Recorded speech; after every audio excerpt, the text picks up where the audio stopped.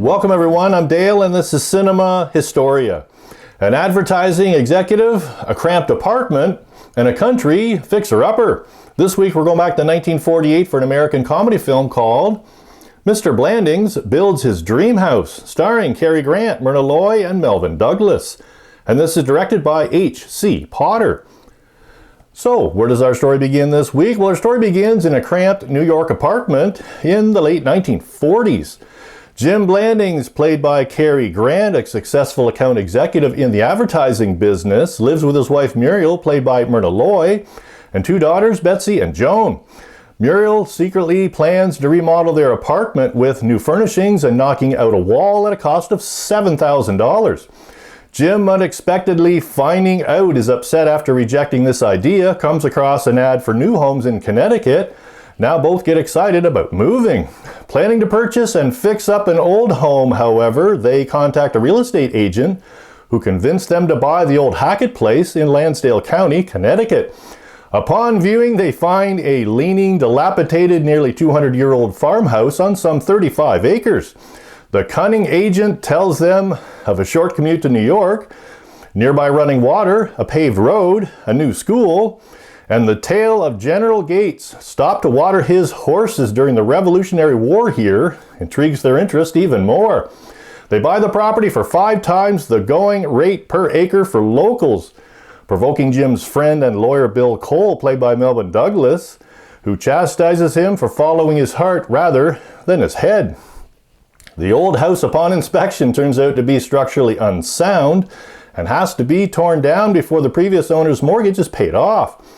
The Blandings hire architect Henry Sims to design and supervise the construction of a new home, but with all the changes they require, their cost skyrockets to $18,000. Next, a long litany of unforeseen troubles and setbacks include digging a deep well only to find a spring just a few feet under the foundation, a ledge that has to be blasted, and the demolished house's previous owner suing them for balance of his mortgage.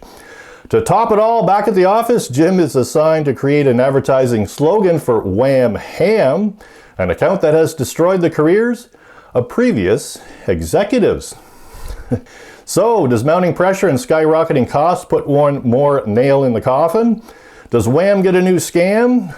Or should you buy with your heart and not your head? Based on the 1946 comedy novel of the same name by American author Eric Hodgins, this novel had sold over 450,000 copies within 2 years. The film was a box office hit upon its release in the US on June 4, 1948. With an 86% rating from the film critic Rotten Tomatoes, this film received 1 nomination from the Writers Guild of America for Best Written American Comedy for Norman Panama and Melvin Frank. And in 2000, the American Film Institute listed this film amongst the top 100 funniest American movies. Pretty good list to be on. If you like the 2 other Cary Grant films that I did, My Favorite Wife and The Awful Truth, I know you'll enjoy this one as well. And our trivia question this week: was something unique done to promote this film?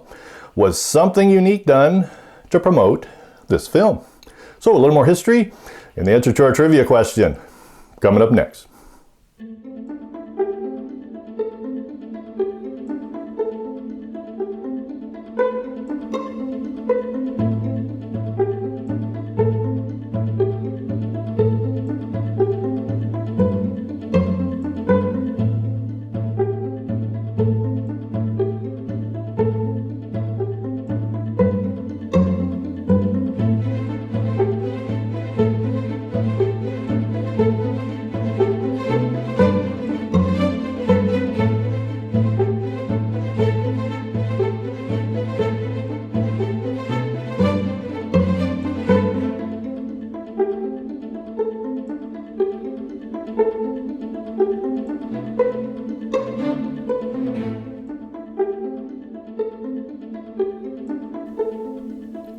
In 1949, CBS's Lux Radio Theater presented a 1-hour adaptation of our film, making this the subject of this week's history.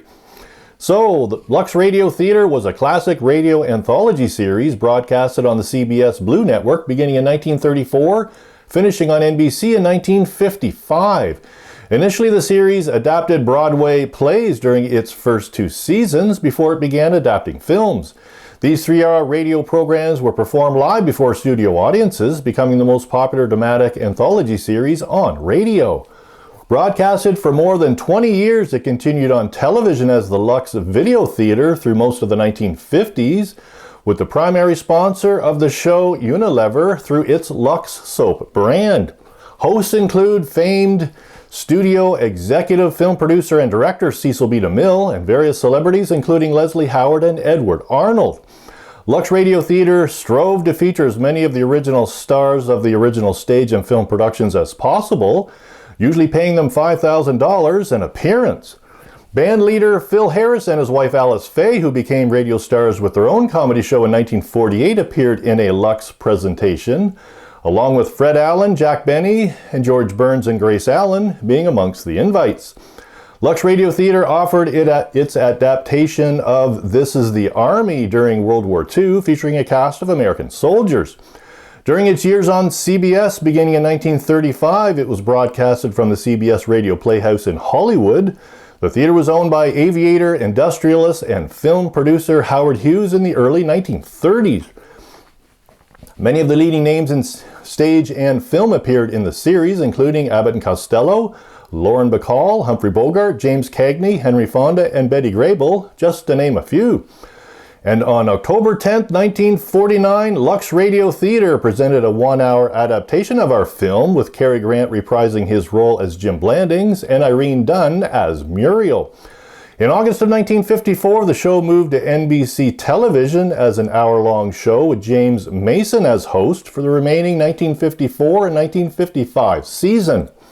This premiere radio and TV program ended with a stellar life of 21 different series and 927 episodes of entertaining enjoyment.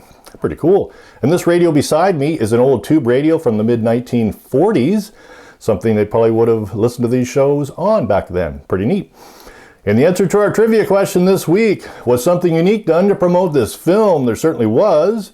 As a promotion for the film, the studio built 73 dream homes in various locations in the United States, selling some of them by raffle, with over 60 equipped by General Electric.